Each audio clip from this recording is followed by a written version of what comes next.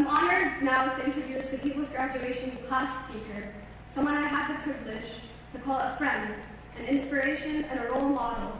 This individual understands the principles of collective liberation and intersectionality, demonstrating unwavering dedication to the freedom of all people.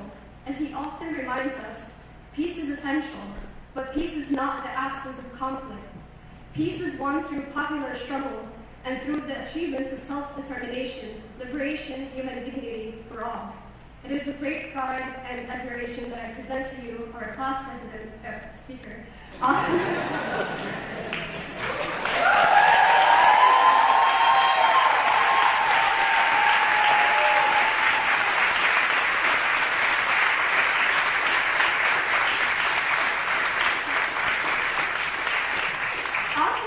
Is a graduate student in city planning and business administration at M.I.T. He's a member of the Black Alliance for Peace, M.I.T. Graduate Student Union, the M.I.T. Black Graduate Student Association, and BLM Boston. Please give it up for Austin.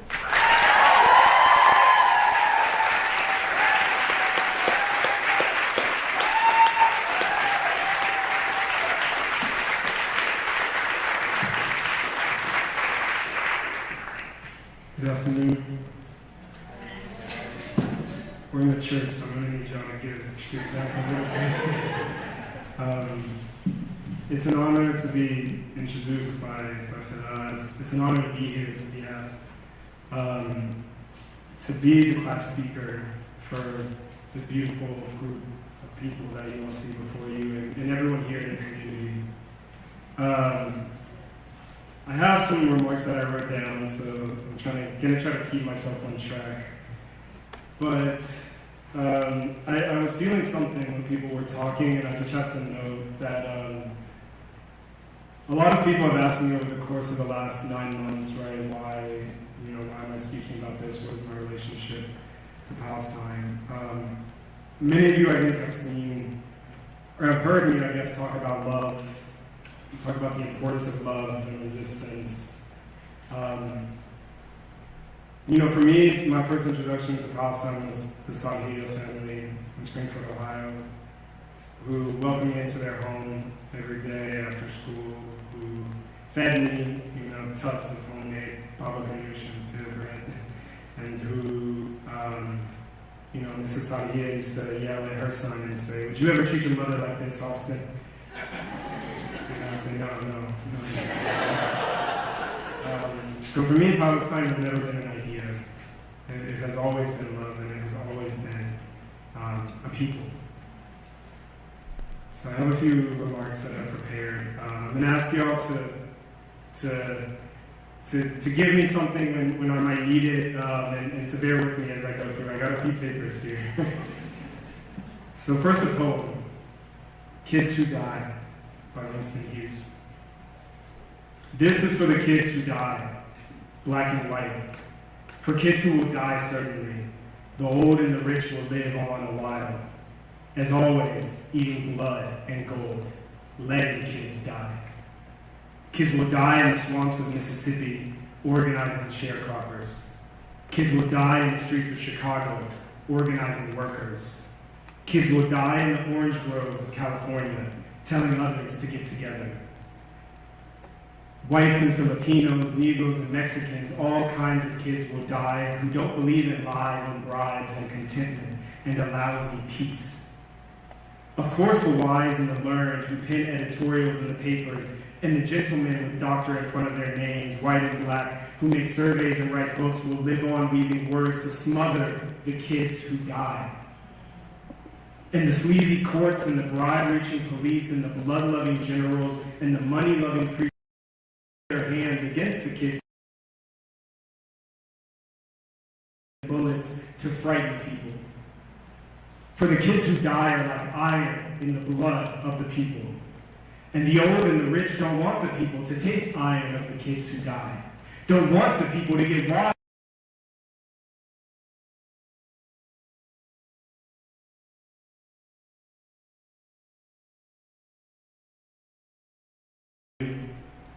except in our hearts. Maybe your bodies will be lost in a swamp.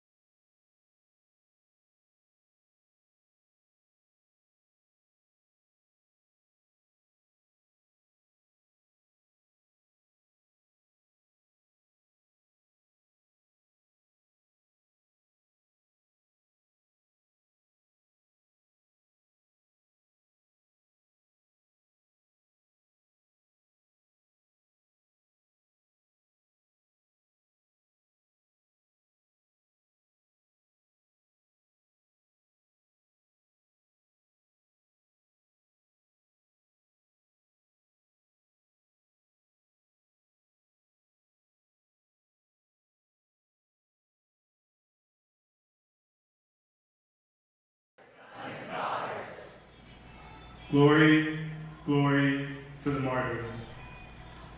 We must honor them. But today I am here to talk about more than that. For kids who die in Palestine have been dying for over 100 years. Kids who die in Gaza have been starved, beaten, dehumanized, and slaughtered under a brutal siege for over 18 years. Kids, women, men, people in Palestine have endured Nakba for 76 years and counting, yet only today are we seeing people's graduations. Only this year have we seen encampments born around the world. Only over the last 8 months have the cracks in the empire's foundations been exposed and widened because of the struggle for a liberated Palestine. This did not start on October 7th, and we are not here only because of 40,000 Palestinian corpses. We are here because of Palestinian resistance. So today, yes, let us celebrate.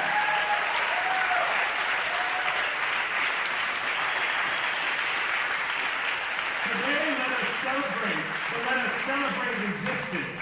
After 8 months, the resistance has been met, yes, with genocidal onslaught. But the resistance is winning. The Zionist state is crumbling, buckling under the weight of its extreme white supremacy and its perverse colonial logics. And the imperialist system that upholds it and needs it for extraction and domination in Palestine, in West Asia, on the African continent, and globally, is cracking at its foundation as well. Do not let anyone tell you that resistance is futile, because the Palestinian resistance fights on, and we must continue to fight on with them.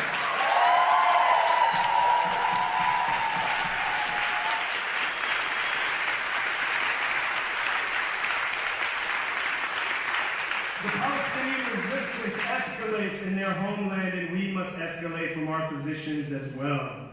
As the Popular Front for the Liberation of Palestine stated on May 26, the Palestinian resistance, in the face of this brutal insistence on exterminating our people, is obliged to continue and escalate its defense of the existence of the Palestinian people with all means and forms of struggle against the genocidal criminals. The occupation's army's choice to bomb gatherings of displaced people in their tents with tons of incendiary bombs, if this does not shake the entire world and drive every person to the streets in protest, anger, and intifada against the whole Zionist entity, then this can only signify a resounding collapse of humanity as a whole, end quote.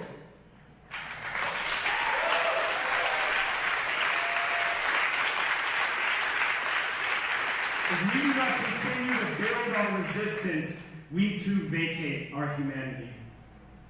If we let these past months, the Sage, his people's graduation, our coalitions, his community, become a nice memory that we tell to our children or use for our own credibility, then we vacate our humanity.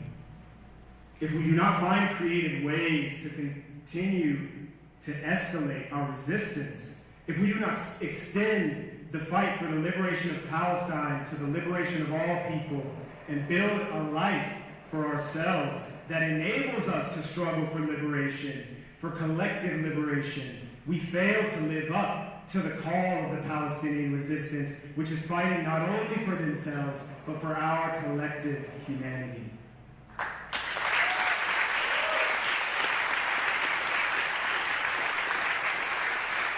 The stakes for our continued resistance could not be higher.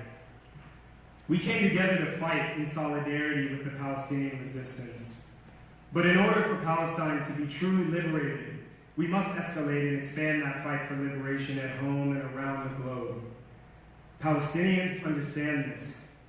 They understand their role in history, in the present, in the future.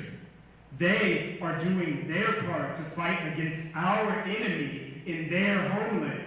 We must do the same, because Zionism may visit its most brutal crimes on Palestinians and in Gaza, but Zionism is our enemy at home as well. We have seen for ourselves how imperialism, carceral repression, corporate fascism have tried to stamp out our cries for liberation, and we must resist. The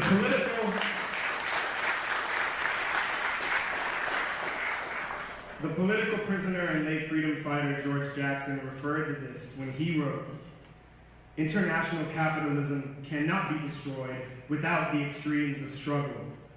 The entire colonial world is watching the blacks inside the U.S., wondering and waiting for us to come to our senses. Their problems and struggles with the American monster are much more difficult than they would be if we actively aided them. We are on the inside. We are the only ones who can get at the monster's heart without subjecting the world to nuclear fire.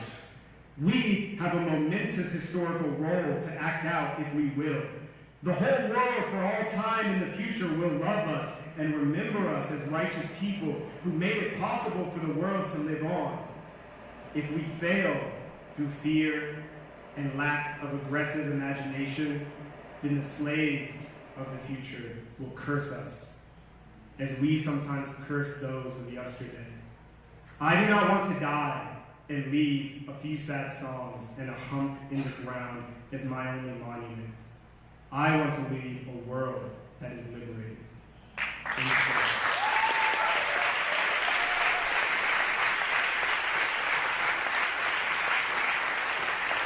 Now, George Jackson was talking about the Black liberation movement, but it extends to us, students, faculty, community members as well.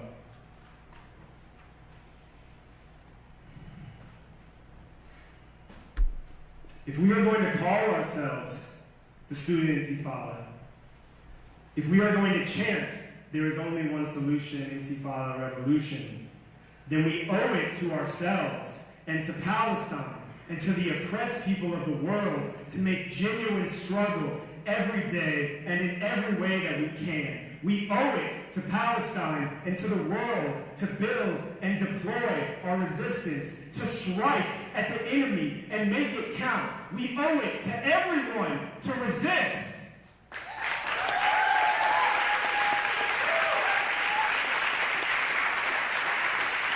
A friend, comrade, and mentor, Lena, recently said that resistance is the highest form of humanity. And resistance is the only path toward liberation. And forgive me if you were quoting someone else, but I heard it from you. We saw at the stage the many forms of resistance: food security, prayer, ceremony, celebration, political education, strategizing, self-defense, organizing, coordination, embrace of community. We built an alternative system that many of us could not have imagined even a week before. And that resistance was sacred. And though the camp was physically brutally destroyed, the sage does indeed live on within and between all of us. That sacred resistance is still here. It is right here. We all have that resistance and that power within us. I know you feel it. If you can feel it, say it with me. I can feel the resistance. I can feel the resistance. I can feel the resistance. I can feel the resistance. That resistance is sacred. But in the end, resistance must exact a cost from the oppressor. Resistance must force them to retreat. Resistance must create a crisis of economy, politics, legitimacy so strong that they can never recover. As we've already seen, when we say we demand a change, the oppressor and the institutions will say, "Or what?"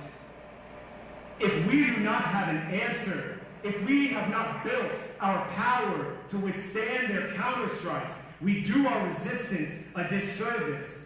We must extract a cost from Zionism, from imperialism, and from their institutions.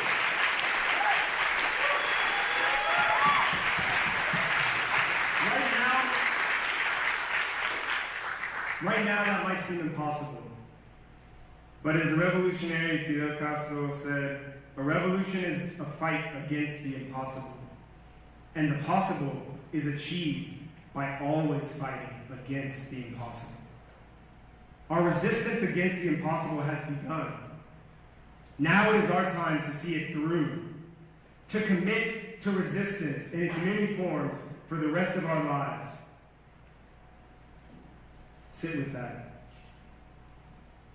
If you want to see a different world, a better world, then join your comrades seated all around you and commit to resistance for the rest of our lives, because that is the only way liberation will come to any of us. Because when Palestine is liberated, we all taste liberation.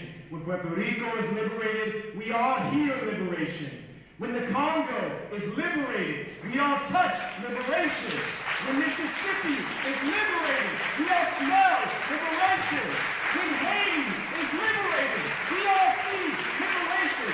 And that struggle for liberation demands our resistance.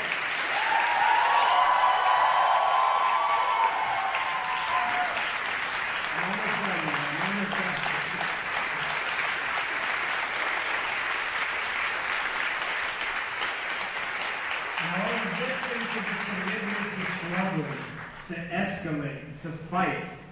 And it is also a commitment to love enough to see that resistance and humanity are one in the same. To close out, I'm almost done. I'm getting hot up here, I know everyone else is too. I want to leave us with the words of Palestinian revolutionary and writer Ghassan Kanafani. It is not enough to hate and believe in the past to make revolution. Hatred and belief in the past are sufficient prods for the rebellion phase. We must love and be future-oriented if we wish to carry out the revolution. We all felt a piece of liberation deep in our souls on May 6th, when those walls came down, when we protected what was ours, when we said Palestine matters enough to our humanity that we are willing to sacrifice, that we are willing to resist. We must love ourselves, our people, and all people enough to carry forward our resistance toward liberation. The sage showed all of us how to embody that love and care for one another, how to defend our community, how to struggle against injustice in our midst, and how to make revolution in solidarity with Palestine. It is on us to carry that love forward within, between, and beyond everyone here so that we can continue to resist. Rafah demands it. Gaza demands it. Sudan demands it. Haiti demands it. New Caledonia demands it. Palestine demands it. And if we have any humanity remaining within us, we will fulfill their demands. We will answer their calls, and we will build resistance in every space and time that we find ourselves in. By being here today, we commit ourselves to resistance, because in the system of death and genocide in which we live, if we do not resist, then we dishonor the kids who die, we dishonor the martyrs, we dishonor our ancestors, and we dishonor ourselves. So, to the people's class of 2024, resistance is the highest form of humanity, and we must love our humanity enough to bring this system down.